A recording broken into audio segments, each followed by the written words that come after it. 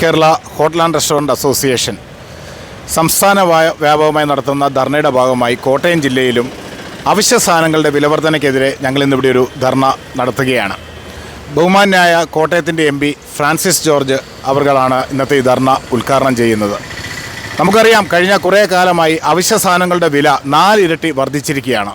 ഒപ്പം തന്നെ നമ്മുടെ ലൈസൻസ് പ്രക്രിയ, തദ്ദേശ സ്വയംഭരണ സ്ഥാപനങ്ങൾ ലൈസൻസ് ഇഷ്യൂ ചെയ്യുന്നതിന് നിരവധി പേപ്പറുകൾ ആവശ്യപ്പെടുകയും ഇത് ഇഷ്യൂ ചെയ്യുന്നതിന് കേസ്മാർട്ട് ഉൾപ്പെടെയുള്ള സോഫ്റ്റ്വെയറിലുണ്ടാകുന്ന അപാകതകൾ മൂലം പല വ്യാപാരികൾക്കും ലൈസൻസ് കിട്ടാത്ത ഒരവസ്ഥയും വന്നിരിക്കുകയാണ്.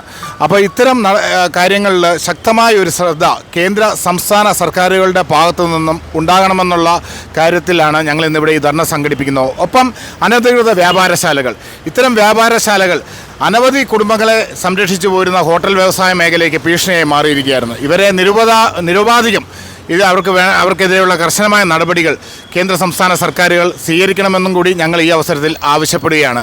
ഞങ്ങൾ ഒരു സർക്കാരുകൾക്കും എതിരല്ല, പക്ഷേ ജീവിക്കാനുള്ള ഞങ്ങളുടെ അവകാശം അതാണ് ഞങ്ങൾ സംരക്ഷിക്കപ്പെടേണ്ടത്. അതിനായി കേന്ദ്ര സംസ്ഥാന സർക്കാരുകളുടെ ശ്രദ്ധ ക്ഷണിച്ചുകൊണ്ട് ഈ സമരത്തിന് ജനകീയ പിന്തുണ ആവശ്യപ്പെട്ടുകൊണ്ട് നിർത്തട്ടെ. നന്ദി, നമസ്കാരം.